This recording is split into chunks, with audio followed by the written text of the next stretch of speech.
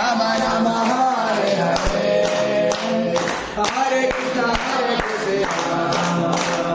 Krishna Krishna Hare Hare, Hare Rama.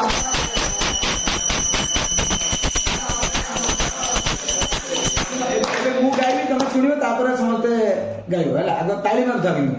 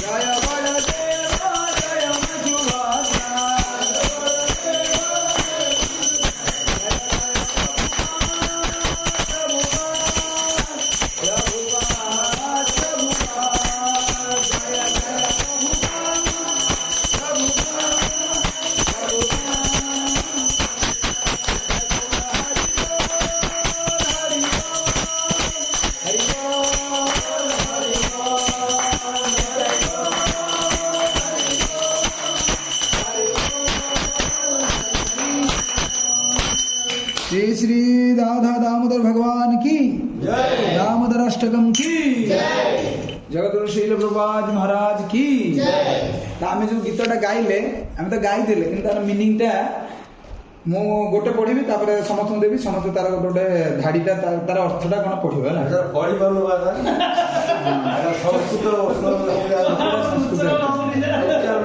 ठीक अच्छे अरे न हो राम नामटा भूल रे गाइले भगवान देखा गाँच है गोटे छोट पिलाटे ता माँ को डाक माँ जदि न डाक म जदि डाक सीआडे सिग्नल दे माँ ना मत डाक धरबी तो से भगवान भावटा एक्चुअली देखिए नमामीश्वरम सच्चिदानंद रूपम लसत्कुंडलम गोकुले भ्राजमानम जशोदा भियोलुख लाब्धावमानम परामृष्टमत्यम तत्वद्रुत गुप्त्या तार अनुवाद होची जेउ परमेश्वर भगवान सच्चिदानंद स्वरूप अटंती नमामीश्वरम नमामि माने नमन करूची मुंडिया मारूची ईश्वर भगवान सच्चिदानंद हेले भगवान को नाम होची सच्चिदानंद रूप भगवान को रूपटा होची सच्चिदानंद आम शरीरटा कोन असत अचित निरानंद बुझल एबे टोका আছে आमर आमको देखले अलग अपोजिट सेक्स अट्रैक्ट होचन बा आमे गोटे झिए पिला देखिले अट्रैक्ट होची बुढ़ा बुढ़ी गला से अट्रैक्शन रहे बुझिपारछन अंगुरटा जेतेले फ्रेश हो समस्त भल पाइबे किंतु जेतेले टेम्पर छिड़ी सुखी जीवो तो से जिनसटा लेखा किंतु भगवान को शरीर भगवान को जेबे भी देखले भगवान को सौंदर्य होची से 16 वर्ष भलिया सब समय केबे आमे देखिने राम दाढ़ी हे बुढ़ा हे कि कृष्ण सेमती देन केबे देखि नथि तो भगवान होचन से एक्चुअली आमर भी से शरीरटा अच्छी किंतु आमको माने आमर हिडन हे जाइछि वर्तमान सेटा माने आमर जो आत्मा आमर भी से सच्चिदानंद भगवान गोटे समुद्र गोटे बिंदु जल नेले भी लुणिया लगे कि ना ସମୁଦ୍ର ଟୋଟାଲ ସମୁଦ୍ର ବି ଲୁଣିଆ, ତ ଟୋଟାଲ ସମୁଦ୍ର ହେଉଛନ୍ତି ଭଗବାନ, ଆମେ ହେଉଛନ୍ତି ଜଳବିନ୍ଦୁ। ଆମର ବି କ୍ୱାଲିଟି ଅଛି, କିନ୍ତୁ ଆମେ ବନ୍ଧନରେ ପଡ଼ିଯାଇଛନ୍ତି, ତ ତେଣୁକରି ଆମର ସ୍ପିରିଚୁଆଲ ଶରୀରଟା ଆମର ଲୁଚି ଯାଇଛି, ନହେଲେ ଆମେ ବି ସଚ୍ଚିଦାନନ୍ଦ ଆକ୍ଚୁଆଲି। ଲସତ୍ କୁଣ୍ଡଲମ୍ ଗୋକୁଲେ ଭାଜମାନ, ତ ହେଉଛି ଭଗବାନଙ୍କ କାନରେ କୁଣ୍ଡଳ ଦୁଇଟା ଲାଗିଥାଏ, ଲସତ୍ କୁଣ୍ଡଲମ୍ ଝୁଲୁଥାଏ। ଆଉ ସିଏ କ'ଣ କରୁଛନ୍ତି, ବୃନ୍ଦାବନରେ ସବୁ ଜାଗାରେ ବୁଲୁଛନ୍ତି, ହଁ ନା ନାଇଁ? ଆମେ ତ ଶୁଣିଛେ ନା, ଗୋପରେ ସବୁ ଘର ଦ୍ୱାର ଚୋରି କରୁଥିଲେ ନା, ଲବଣୀ ଚୋରି କରୁଥିଲେ।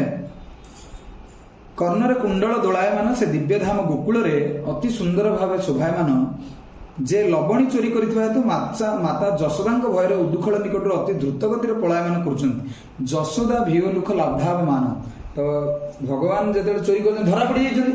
ଛୋଟ ପିଲାଟା ଯଦି ଚୋରି କଲା ବେଳେ ଧରା ପଡ଼ିଛି, ତା ମା ଦେବ ତୋତେ ଆଜି ଦେଉଛି, ସେ ଧରା ଦେବ କି ସାଙ୍ଗେ ସାଙ୍ଗେ? ହଉ ହଉ ଠିକ୍ ଅଛି, ମୁଁ ଧରା ପଡ଼ିଯାଇଛି, ମୋତେ ଯା ଦଣ୍ଡ ଦେବା କଥା ଦିଅ, କିନ୍ତୁ କହିବ କି କେବେ ଦେଖିଛ? ସିଏ ଦୌଡ଼ିବ, ତା ମା ଦେବ ପଛରେ ଦୌଡ଼ିବ କି ନାହିଁ? ତ ଯଶୋଦା ଧରିବା ପାଇଁ ଦୌଡୁଛନ୍ତି। ଦେଖ ସେ ଗୋଟେ ଅଛି ଗୋଟେ ଫଟୋଟା, ଦ୍ୱିତୀୟ ଫଟୋଟା, ହଁ।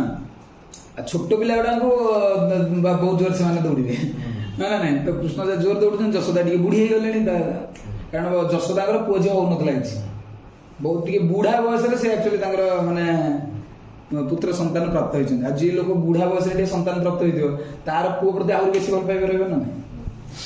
ହଉନଥିବ ଗୋଟେ 18 ବର୍ଷ ପରେ ପୁଅ ହବ, ବାହାଘରର 18 ବର୍ଷ ପରେ ପୁଅ ହବ, ତାହେଲେ ସେ ପୁଅଟା ଅତି ତାର ଆଦର ହବ ନା।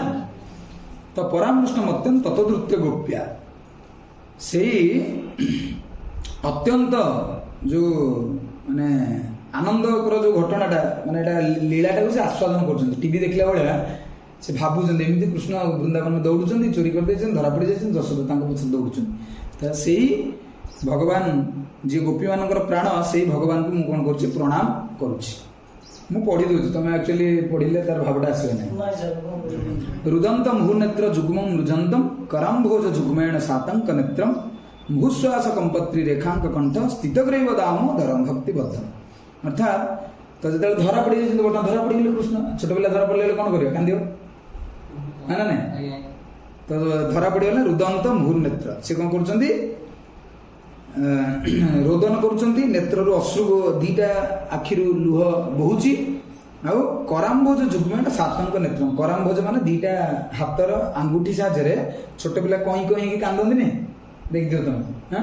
ତ ସେ କ'ଣ କରୁଛନ୍ତି, ଏମିତି କାନ୍ଦୁଛନ୍ତି। କରାମ୍ଭୋଜ ଯୁଗ୍ମେଣ ସାତଙ୍କ ନେତ୍ର, ଆଉ ଡରି ଯାଇଛନ୍ତି ବହୁତ ଜୋରେ, ମାଡ଼ ଆଜି ଜୋରେ ହବ।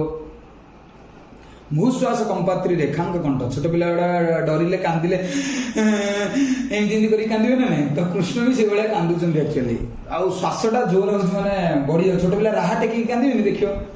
ତ ସେଇ ଜିନିଷଟା ଭଗବାନ ଆକ୍ଚୁଆଲି ଲୀଳାଟା କରୁଛନ୍ତି। ଆଉ ଭଗବାନଙ୍କ କଣ୍ଠରେ 3ଟା ଗାର ଥାଏ, ତ୍ରିରେଖାଙ୍କ କଣ୍ଠ, ସ୍ଥିତଗ୍ରୈବ ଦାମୋଦରଂ ଭକ୍ତିବଦ୍ଧଂ।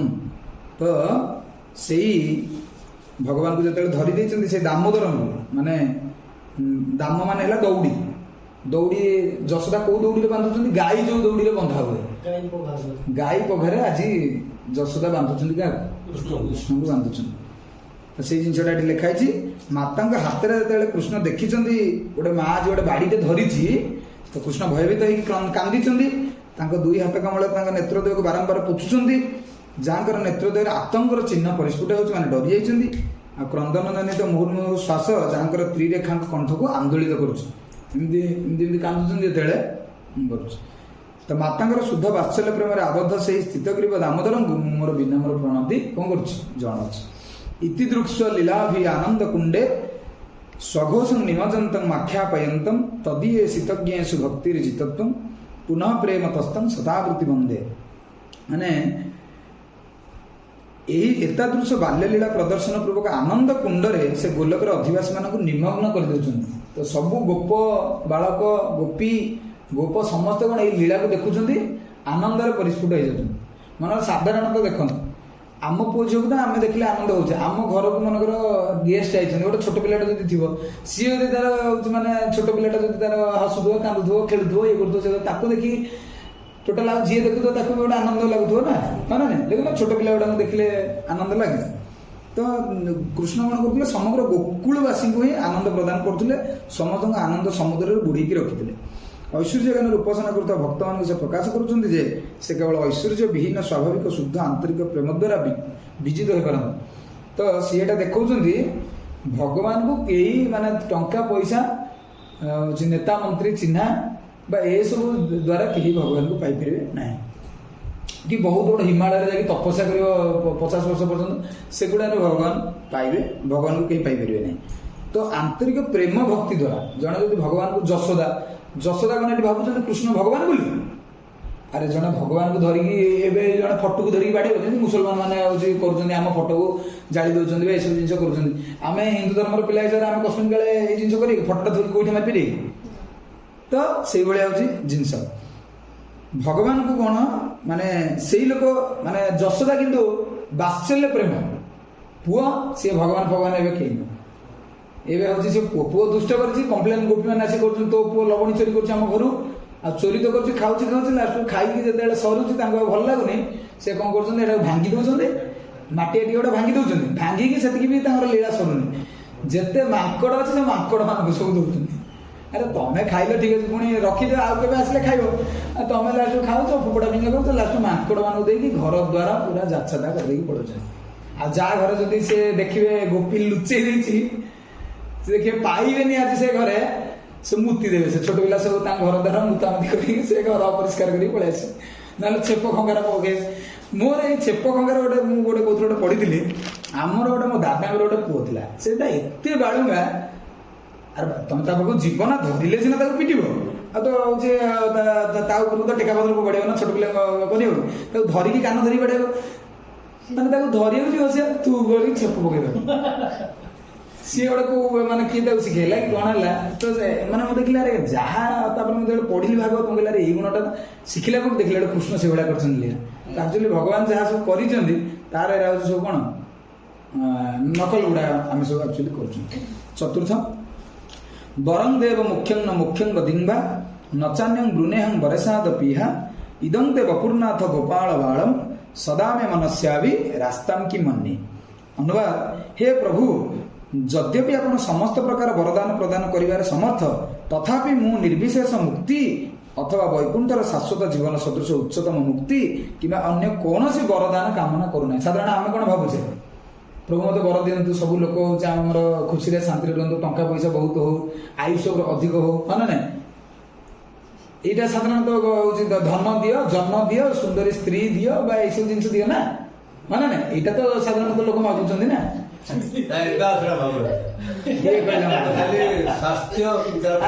माने से जन्म भी रहा स्वास्थ्य भी रहा धन धन मागुंट जन्म स्वास्थ्य ना एटा गीतटा गाउछन मागिला बेले सेटा मागुना सेटा आगे थिला सेटा ना जदी भगवान मागुछन्ती फास्ट भगवान मागुछन्ती हमर के शांति दरकार ए एटा चाहुछन्ती ना आपण सेटा सिने किंतु कहछन आमे मंदिर रे गोटे होची लिस्ट गोटे करके लिखि दउ ताऊ दे देथु आपण कोन मागिले आउ आपण काहू जणा देख ना बॉक्स रे पके दे मैक्सिमम लोक होची माने धन जन्म ए जो सुंदर स्त्री जो तीनटा कथा कहली ना एटा ही मैक्सिमम आपण सिना कहले किंतु मैक्सिमम ए तीनटा हमर बाडा भोट रे आमे देखुछ लोक कोन आसी कोन करछन बोले सब इनकम करे सरी होला शेष टाइम से दे बुझ शास्त्र एटा कोन ना आपण ओटे कहबे कारण आपण ओटे जति 30 वर्ष धन रोजगार करिया कथा कर सले सब लोग सेया करिवे नै नाही स्टेज कोन रोजगार ऑफर दिनु ए तो 3% डीए डिक्लेअर करला सुनिया ले 3% डीए डिक्लेअर करला एले पैसा कोन हो सर ना स्वास्थ्य संपदा किंतु सब लोग पैसा के मनुष्य न चिनि पाले हाय पैसा पैसा आला से तो सेमिति जदी चिन्ता से ये जुग हे जांदा राम जुग हे जांदा आ सर मु तळे जणे तळ कर्मचारी संजीव कहला बे आगे सब पैसा कमाई देले तो रखि देले आ पैसा दरकार दाबे शांति दरकार कोई लागी नै सर मु नै सर एबे नै जे मोर जन्म सिली ना एक्चुअली जा फैमिली रे जो शिक्षा जमिति देथियो से बडा नले पैसा जे पछरे पडिथियो लास्ट मरिया पर्यंत भी तार संतुष्ट से से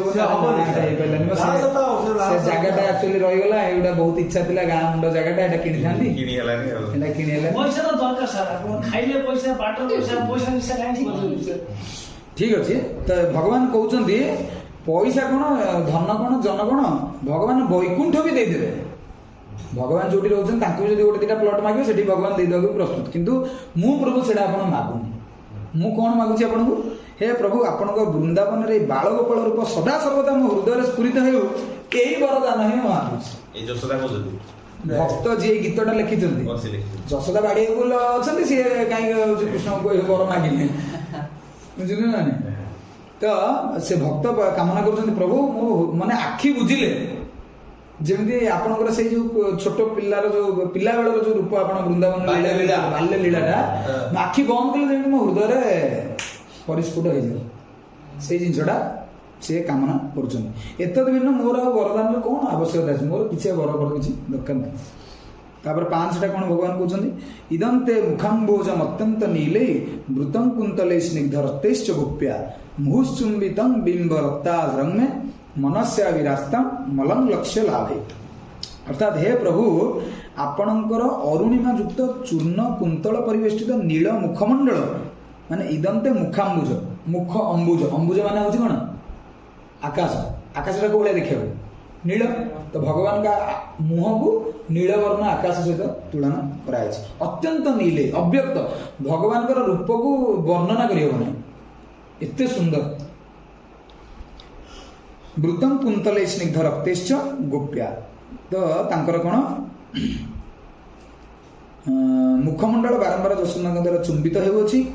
ଆପଣଙ୍କର ମୁହୁଶ୍ଚୁମ୍ବିତଂ ବିମ୍ବ ରକ୍ତାଧରମେ, ଭଗବାନଙ୍କର ରକ୍ତିମ ଅଧର, ଯେମିତି ଆମେ ହଉଛି କ'ଣ ଏଟା ଲିପଷ୍ଟିକ ଲଗେଇଲେ କେମିତି ଓଠ ଲାଲ ହୁଏ ନା, ତ ଭଗବାନଙ୍କର ହଉଛି ଓଠ ସେଇଭଳି ପୁରା ଲାଲ କଲର, ରକ୍ତିମ ଅଧର ବିମ୍ବ ଫଳ ଭଳି ଶୋଭା ପାଉଛି।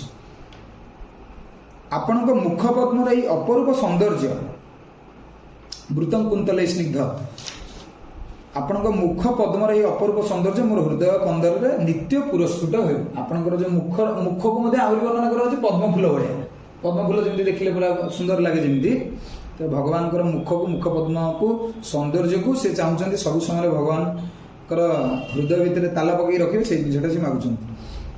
ମନସ୍ୟାଭିରାସ୍ତଂ ମଳଂ ଲକ୍ଷ୍ୟ ଲାଭେ, ମୋର ଅନ୍ୟ ଲକ୍ଷ ଲକ୍ଷ ବରଦାନର କୌଣସି ଆବଶ୍ୟକତା ନାହିଁ।